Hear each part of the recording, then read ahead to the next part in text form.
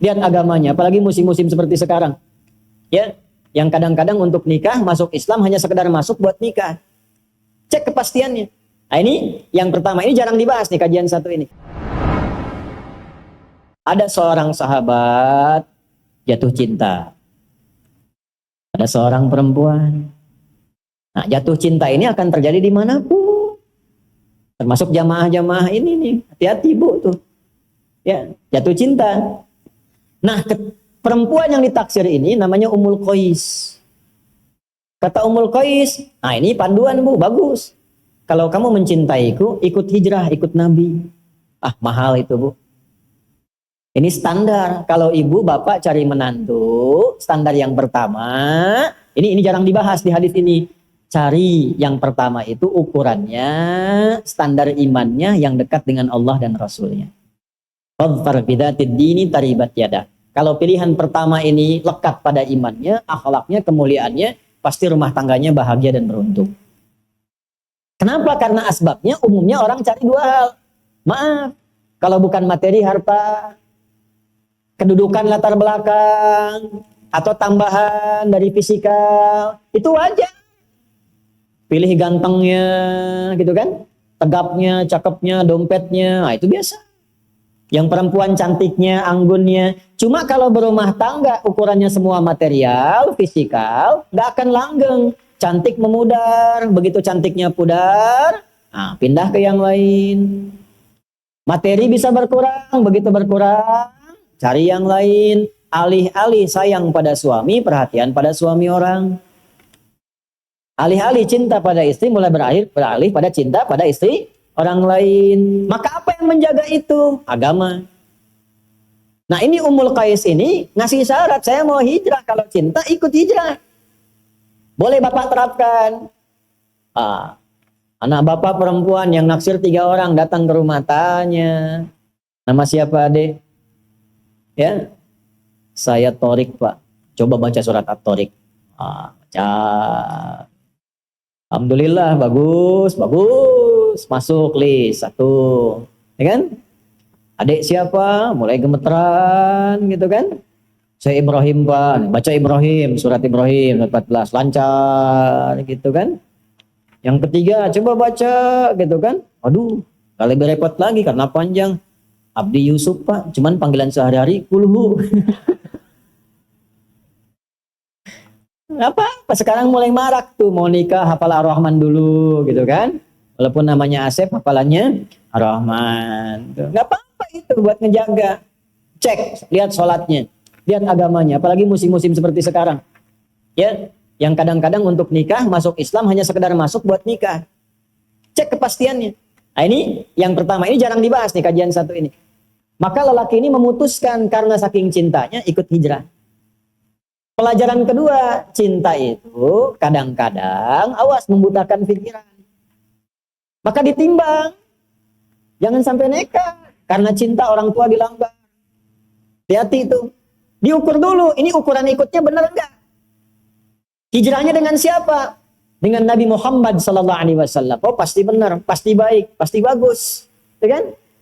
Tapi tiba-tiba anak ibu perempuan ikut laki-laki, nggak jelas ikutnya kemana, tinggalkan orang tuanya. Kita hijrah, bukan hijrah itu mah diculik. Hati-hati ya, nggak ada kawin lari itu. Capek.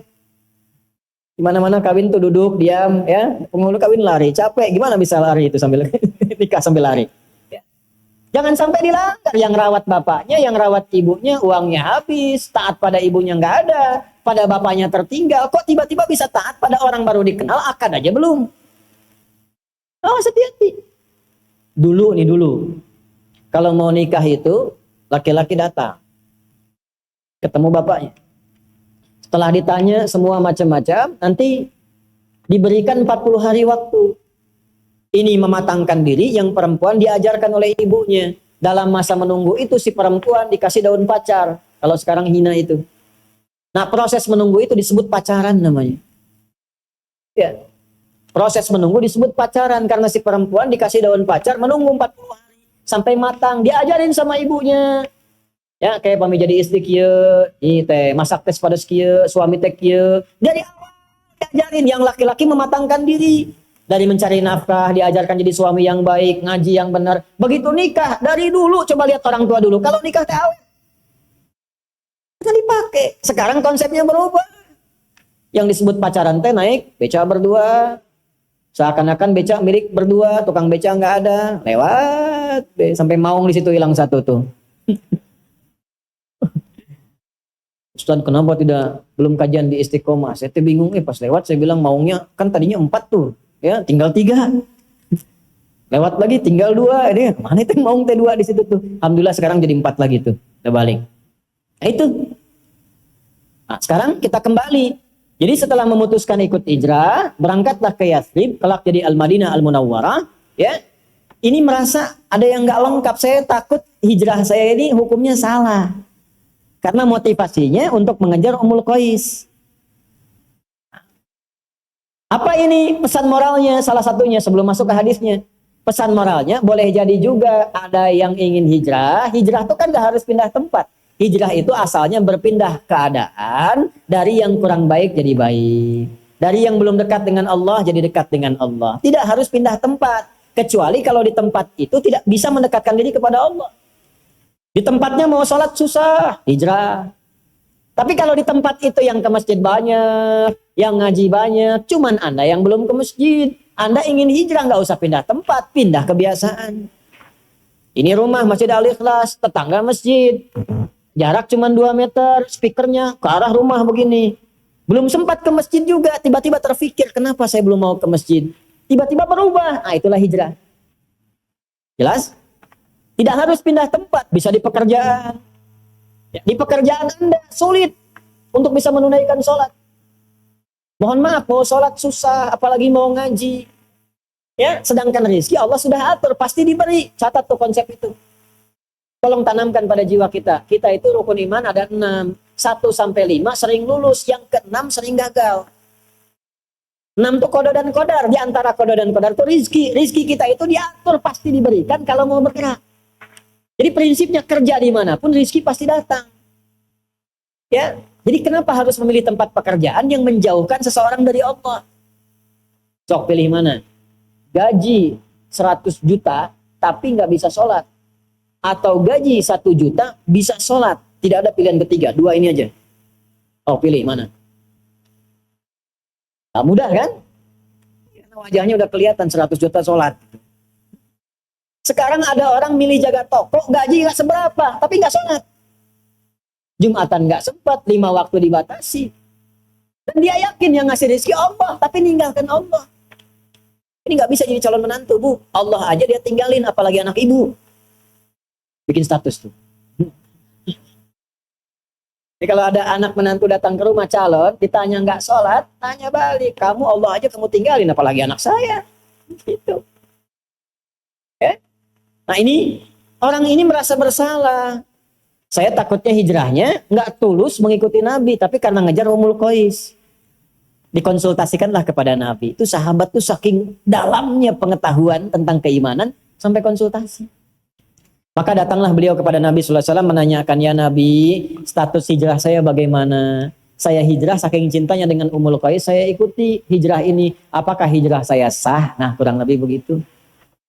Sama dengan motif yang kesini, judulnya ngaji, padahal ngincer ibunya si Siti itu. Ya, padahal ngincer si Pulana, atau ngincer sarapan gitu kan. Atau ngincer peluang yang lain. Nah itu masih kehitung ngaji, atau setengah pahala, atau pindah tuh. Mesti ada kepastian. Ya kan peluang itu bisa dibaca dimanapun. Apakah semua yang ngaji itu nanti semuanya sama ngaji? Kan kadang-kadang ada yang jualan. Nah hukum orang jualan di tempat orang ngaji, statusnya gimana? Dapat ngajinya nggak pahalanya? Kalau dengar ngaji itu sambil jualan, dapat nggak tuh pahala ngajinya? Atau cuma dihitung jualannya saja. Inilah hadis yang mengatur tentang hukum demikian. Hukum haji, ada yang jualan. Yang jualan depan Masjid Nabawi bagaimana? Ini saya mumpung ingat ya Pak Kasdam, izin ya. Nanti bulan depan kalau kajian, yang persit itu, UMKM-nya, itu tolong di depan tuh, dibikin stand. Ya, jamaah nanti beli itu hidupkan. Supaya hidup. Ya, yang persit-persit kan ada UMKM tuh, yang bikin kue, bikin makanan itu sampingkan, jadi sarapan bareng di situ. Ya, hidup. Jadi suasananya betul-betul manunggal, sama, nyatu. Itu yang diajarkan Nabi dulu begitu. Ya, makanya Abu Darda bikin warung itu depan Masjid Nabawi. Tapi waktunya sholat. Setelah itu baru jualan. Kan indah ya, jualan nasi uduk. Nah, ngaji dulu, begitu selesai baru jualan. Ya, ini balik nih. Bagaimana hukumnya seperti itu? Maka keluarlah kalimat Nabi yang tadi kita bacakan secara bersanad. Maka Nabi komennya begini. Qala Rasulullah sallallahu alaihi wasallam, innamal a'malu binniyat. Like and subscribe.